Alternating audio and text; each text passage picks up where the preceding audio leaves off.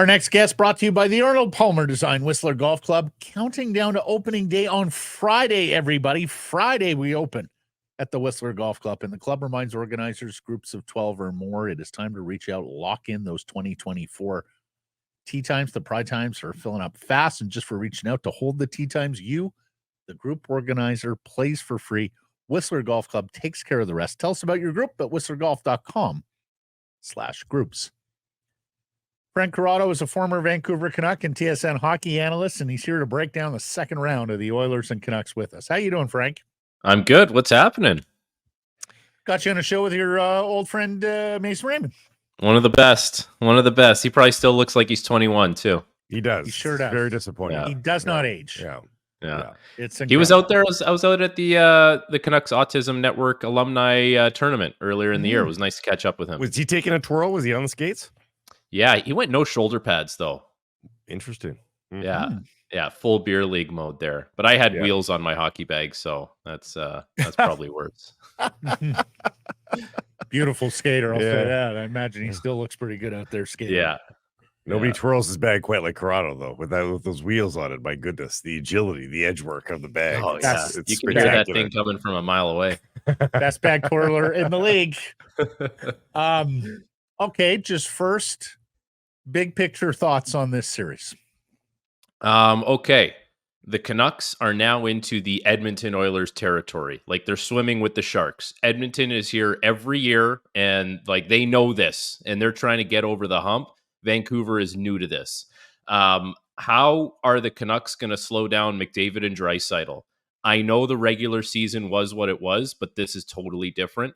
And I guess I'm curious to see how the big Canucks defensemen do against the top players for Edmonton, because Vegas had that last year. The thing that Vegas had that the Canucks don't necessarily have for me to match it is Vegas had the big D, but they had the center ice position for Vegas was really hard to play against. And I think like Vancouver has it a little bit in JT Miller. They have it in Teddy Bluger. I'm not convinced it's as robust as Vegas was last year. That remains to be seen. But that is an intriguing matchup that I want to see. The other thing that I'm kind of thinking of is like EP40's got to show up here.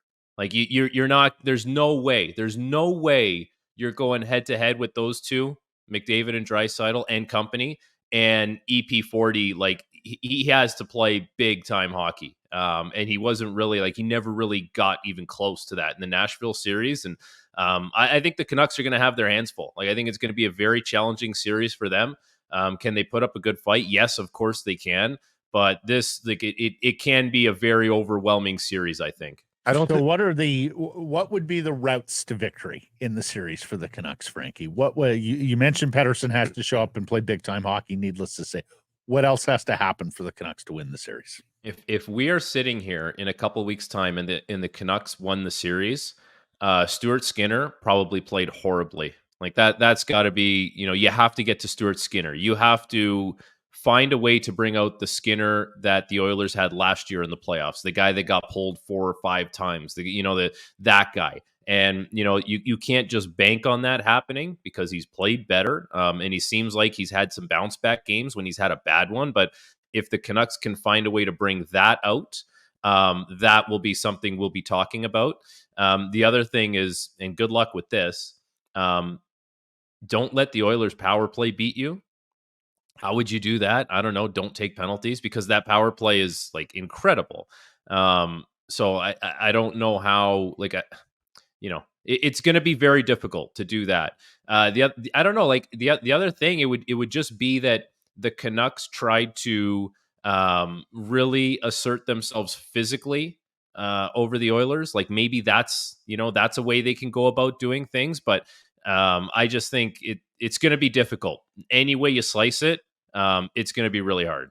The Canucks centers have figured out how to play defensive hockey, I think. The question is who's, it's different when you got to cover McDavid. It's just different than covering anybody else in the league. I suspect they'll start with JT Miller. I think Lindholm's a possibility, which means that Elias Pettersson probably doesn't get leaned on to be a cover center in any way, shape, or form, matchup center in any way, shape, or form. does that combine with the fact that he gets this new lease on life with a new series? Does that reset help him? Do you think he uses that? I don't know if he would be thinking about that. Like, I think his thought process is going to be more internal than external. Like, I'm not convinced that he's going to sit there and say, well, I hope I get an easy matchup because that might, allow me to have a little more room. But that might just be the reality of it. Like, with the way things flow and when the lines start getting matched, like that just might be the way it flows for him. And maybe he does get a little more room. Certainly could be the case. But if that is the case, then it can't just be, you're sawed off with whoever you're going up against. Like, whoever Edmonton is going to have as their, third line center or whoever's going to get that matchup. Like, the Oilers are pretty versatile now. They're more versatile than they ever have been. Like, Adam Henrique, who I think is skating and practicing, like, he could play first line wing. He could play third line center. Nugent Hopkins could be the third line center. Like, there's a lot of moving parts for Edmonton.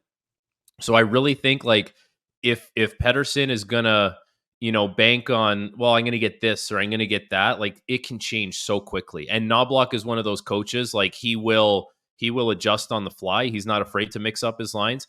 But I think it's one of those things for Pettersson where if you are getting a favorable matchup, it can't be sawed off. It's got to be like you're at 75% of the expected goals on any given night. It has to be, because the other ones, the other matchups, they're going to be working their asses off just to saw that off at 5-on-5 and hope that they don't convert on the power play. Like, I think it's going to be quite a truck for the centerman in this series. How do you avoid chasing McDavid, especially on the power play, but at any point? How do you avoid, not just chasing, because it just feels like you should, but of course you're never going to catch him. I think so. If watching last year's series between Vegas and Edmonton, at any time, if you had a PVR and you hit the pause button and McDavid was on the ice, you could count 5 Vegas sweaters in your frame. It was just like, it wasn't like they were all on top of him, but they were all in your screen and he was in your screen. So think about that. If you like a black hole sucking matter towards him. It's like a 45-second. You follow that shift along. You pause it. There's 5 Vegas sweaters. Pause it again. And it's like that mentality where it was like just suffocating to be on top of him. And you have to have guys that can skate with him, which I think the Canucks do. Like they McDavid has that separating speed for sure, but they have guys who can skate with him up front. Like, you have to have the horsepower to go with it. You have to play a little more of a patient style of game. But here's another good example for you. Like, LA, they rolled out Kopitar, they rolled out Deneau. Dubois wasn't much of a factor in that series, but we'll focus on Kopitar and Deneau. I think a lot of people, if you were building a team and you said, give me who your, third line matchup center would be in a perfect world, you could pick anyone in the league. Those guys would get some play for sure, right? Like, 2 of the best matchup centers in the NHL. McDavid, they disposed of those guys. So it's not going to be like a one centerman on top of him type deal. It's not going to be what Cole Castles was in the Ontario Hockey League for Oshawa playing against the Erie Otters. I love Cole Castles, by the way. You know what I mean? Like, it really has to be like, if you're on the ice with McDavid in a 5-man unit, yes, it's got to be physical. Yes, it's got to be mean, but more importantly, it's got to be near him. It's got to be 5 players, like, not giving him that time and space to really separate, because at 5-on-5 last year, Vegas, like, it felt like it was harder for him than other teams have made it. Like, he still found a way to get points, though. Like, I think that's the crazy thing. As much as they really focused in on him and it was hard at 5-on-5, he still found a way, which is crazy. He's out of this world. Did you remember that Cole Castles was drafted by the Canucks and that everybody That's thought why I said that. Everybody at the time thought that you've drafted the kryptonite for McDavid. We can use this for years to come. He's a buddy of mine. He's a buddy of mine. We used to train together in the summers, and then we actually reunited with the Belleville Senators. So, and shut down center. Cole had a pretty good year. It's not a bad year. Barracuda. Yeah. You talk about 5 gold nights in the frame. That's what the Canucks do. They play team defense. And in fact, like, it was that sort of smothering that got McDavid off his game and losing his cool and taking bad penalties in a couple of the 4 games that they played earlier in the season. What do you think? Would you poke the bear here? Would you see if you can get McDavid off his game, get him emotionally, psychologically disrupted if you could? 100%. Absolutely. I don't think McDavid is one of those guys that you could say, let him sleep. You want to let McDavid sleep, he'll go off for 5 points. Like he's a self-starter. So I do think you need to find ways to frustrate him. And the thing about McDavid now more than ever, and I think we started seeing this last year too, he'll go right up to you and cross-check you right in the face. Like he has become a little retaliatory. And he doesn't always get called on it because I think he takes a lot himself. But I think you have to let him know right from the start of the series that it's not going to be pleasant. It's not going to be fun. And, they're going to be in his face at any possible opportunity they can. But, it is interesting though with the Oilers because, in the past, I feel like it was shut down McDavid, maybe, limit Draisaitl, probably got a good chance at winning that series. Like they are different. They're deeper than they ever have been. Zach Hyman, as much as McDavid, really catapulted Zach Hyman, he scored over 50 goals this year. Nugent Hopkins was a 100-point player 2 years ago. Evander Kane, when he's on his game, is a very good playoff performer. Like you kind of go down the list here. I think those like Warren Fogle and Ryan McLeod are two good players as well, lower in the lineup. So they're deeper than they ever have been. But of course, the focal point always and will be McDavid. And you got to be all over him. Like just don't let him think that it's going to be one of those things where he's going to skate end to end and have a field day. See if you can get that frustration out of him as soon as possible. What do you make of the Sheloff story? Amazing. Like amazing. Good for him. There's something so cool about a guy who gets sprung into this situation and he's just naive to everything. It's not that he's got no idea what it is. Like, what's happening, but you don't think about the consequences to failure. You're just out there playing and you're in the moment and you're happy and you're living your dream. I get that sense with him. I just think he's naive to everything that's involved in this. And it's really cool. And as far as the goaltending matchup goes, if this was Thatcher Demko versus Stuart Skinner, we'd be talking about Demko has an opportunity to steal the series. Yeah. Like that's how good sure. he is. And I don't think we're going to be talking about that with Sheloffs, but we probably will say that, on certain nights, Vancouver had the better goaltending. It's just how much better can it be? And how much can they, kind of impede Stuart Skinner and see if they can chase him from the net? Because he's improved this year for sure. And especially on games where he's had a bad one, he seems to bounce back fairly quickly. But I think maybe just knowing that there's that little seed of doubt that like we can get this guy. We can bring out what was ailing him last year. Might be easier said than done, but I think the goaltending matchup might still at times favor Vancouver if Sheloffs is still playing the way he played, to finish off the Nashville series. But even if he turns into a pumpkin, Casey DeSmith is now 100% healthy, and he's given them some quality goaltending as well, right? Yeah, you know what? It's a good point. And I think more like the goaltending is going to be important for sure. But the team defense that Vancouver played in that first round, like if the best, if not the best in the first round, like the amount of high danger chances that they were able to limit, like they did, that was really, really impressive stuff. But it's not O'Reilly, it's not Forsberg anymore. Like we're talking about top 5 players in the NHL now. So that goes hand in hand with the goaltending for me. As much as you can make things easier for the goaltender can make things easier on you and keep you out of the video room and all that kind of stuff. But where Edmonton is coming from, they played against LA. I think we always think of LA as this really good defensive team because they don't have any offense. So it's like, oh, they're really good defensively, which, they are a good defensive team for sure. But the Canucks skated laps around what LA was doing defensively in the first round. So as much as we talk about Edmonton being a big test for Vancouver, this is going to be a step up defensively for what the Oilers are going to see compared to from LA to now versus Vancouver. You've seen tempers flare and the venom grow in playoff series before. I can't help but think that, what's happening off the ice amongst fan bases and media is going to find its way onto the ice. And this series is going to go off in some way, shapes, or forms. and one guy, maybe it's the Canucks crest, maybe it's just Ryan Kessler's face, and he's not around a lot right now. But Corey Perry, is Corey Perry gonna do Corey Perry things in this series because he can't help but Corey Perry?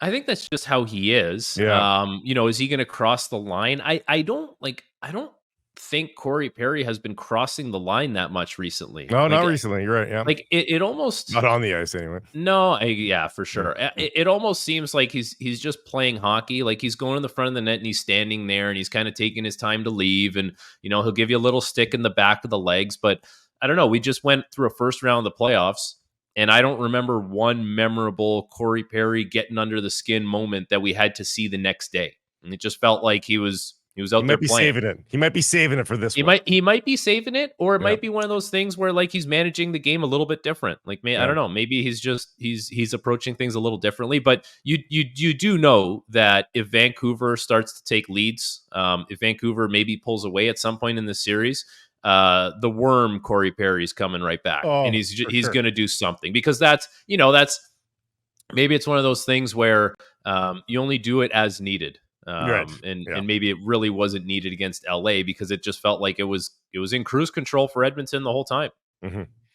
You mentioned Skinner and his struggles last year getting pulled from those games. What's the book on him, Frank? What would you do to make life miserable for Stuart Skinner? I think it's the same for every single goalie. Like, it's, you could read a script, take away his eyes, get tips, get him moving side to side, all that kind of stuff. That stuff is always going to be up to the opposition. Where his downfall came last year was he was letting in the ones that he should have stopped. And if that happens again, then that's when we're talking about, kind of getting pulled. And how does Vancouver make that happen? Well, obviously you have to create the quality chances and all that stuff. But that wasn't easy to come by against Nashville either. It felt like it was defensively sound both ways. But that's, you just want to plant that little seed of doubt that, we can kind of get you here. Like, we can fill the back of the net and maybe we can chase you a couple times. But it feels like it's the same with every single goalie, no matter who it is. And Stuart Skinner's no different than that. And if he's off his game, you'll see that he'll let in a few that he definitely should have had. Last question for me. Canucks getting enough respect league-wide? Like, we've started to hear Coach talk a little bit about the doubters playing the nobody believed in us stuff, which really they could have played all year, Frankie, and they didn't really go to that well. But heard it a little bit coming out of Sunday's practice. Are they getting enough respect, and you believe in the Vancouver versus everybody card that's available to them here? I think they are victims of going up against McDavid and the Oilers right now. Like, all year long, I think they were victims of, well, they're not for real. PDO. It's not going to last forever. Oh, Demko. Like, they were victims of that all year. And then we got to a point where it was like, they're actually going to win the Pacific. So they are legit. They are good, and they deserve their flowers.